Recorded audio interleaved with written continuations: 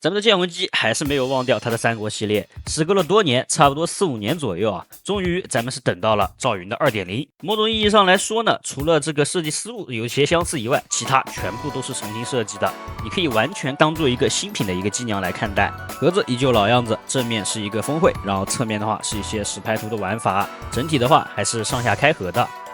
与1.0不同，2.0的赵云拼装完之后是可以得到一个完整的武装体的样子，整个身形呢全部都是全新设计的。同时呢，这次得益于有一个成型金属色嘛，所以说在这个关节以及外露的这些黑色成型色上面呢，都会有一点金属的光泽。同时呢，你看到这个模型的时候，你不禁能感慨啊，这时间过得真快，转眼间啊，1.0跟2.0隔了5年。2.0的这个技术，大家可以看一下整个头部的这个面雕，相较于1.0的话，有一个很大的进步。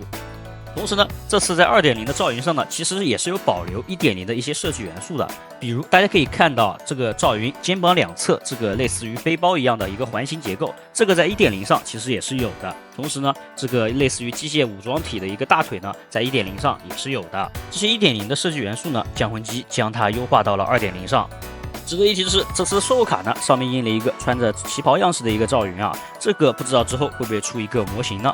因为赵云是武装体嘛，所以说它的身高是比较高的，大约是在17到18厘米左右，这边大家可以进行参考。因为这次没有1.0的那个换装的玩法，所以说在头雕部分呢，提供了2个，一个武装头的头雕，一个是常规头的一个头雕。两者脑袋后面这个马尾呢是共用的，只给了1个马尾。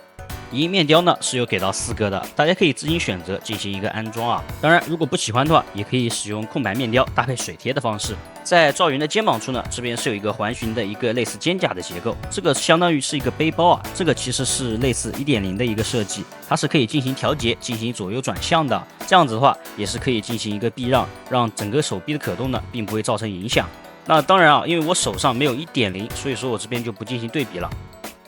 整个头部的可动，因为是双段的脖子关节，所以说整体的可动是很不错的。但是头部旋转的时候，大家一定要注意啊，这个脸旁边两侧的这个铠甲呢，会蹭到后面的背包，所以说旋转的时候需要调整一下角度。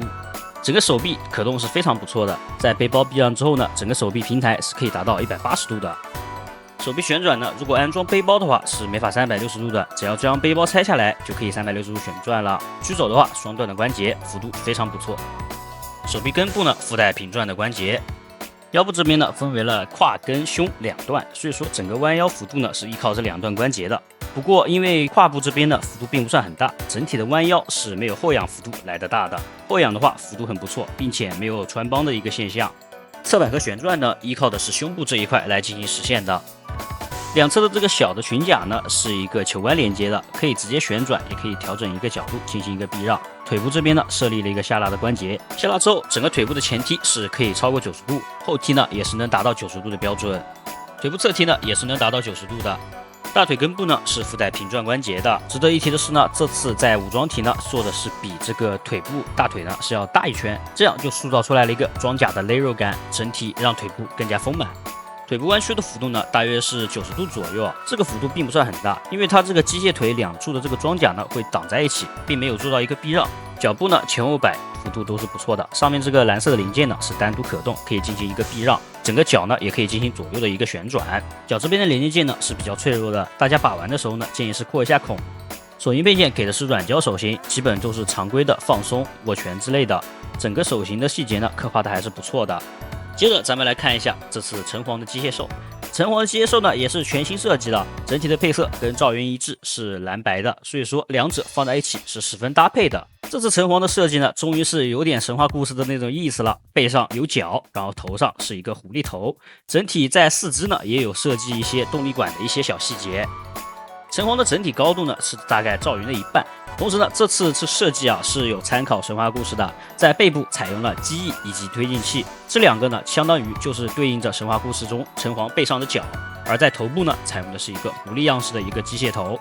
头部的可动呢，头部跟脖子分为了2段的关节，头部一段关节可以上下调动一个角度，而脖子这边呢也是可以进行一个大角度的一个调节，同时呢脖子这边也是可以进行旋转的。头和脖子的2段关节呢，可以进行外拉来解锁更大的可动范围。同时呢，这个外拉的幅度并不是很大，所以说并不会造成一个穿帮。外拉之后呢，整个脖子就可以进行左右的转向了。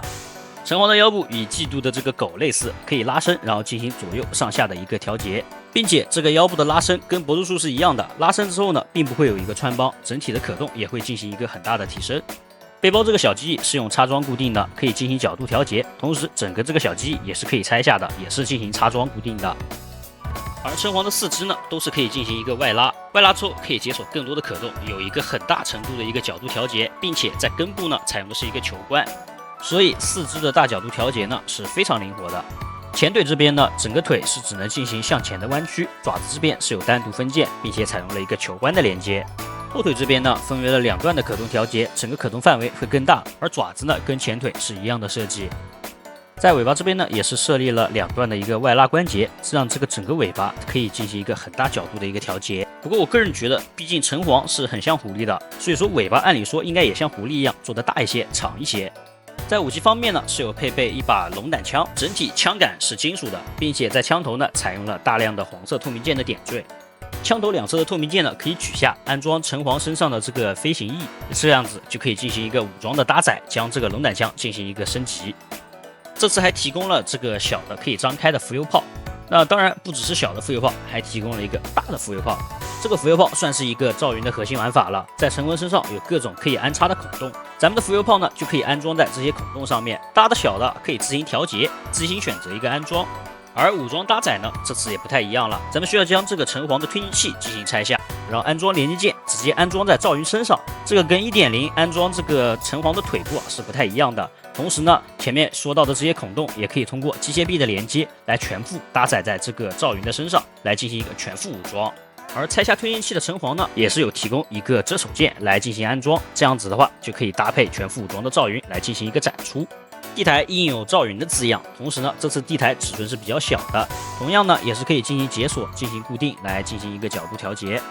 在这次地台支架呢，提供了一个蓝色的透明件，可以直接安装在这个地台上面，然后同时呢，在上面有多处的孔洞啊，这个孔洞呢就是可以用来安装浮游炮了，全部的浮游炮都可以安装在上面。因为要搭载这个浮游炮嘛，所以说环形支架必须要稳固，所以说也是有提供一个小的蓝色透明支架，用来稳固这个环形支架的。全副搭载的样子就是这样了，总共8个浮游炮，全部都可以安装在这个环形支架上，并且呢，在后方也是有蓝色透明小支架用来固定的，整体是非常稳固的。本体呢也不会受到这个环形支架的影响，可以直接安装在白色地台支架上。那么以上就是本期视频的全部内容了，不知道你是否喜欢视频里面的赵云橙黄2.0呢？知识视频不易，希望大家多多3连，咱们下期再见。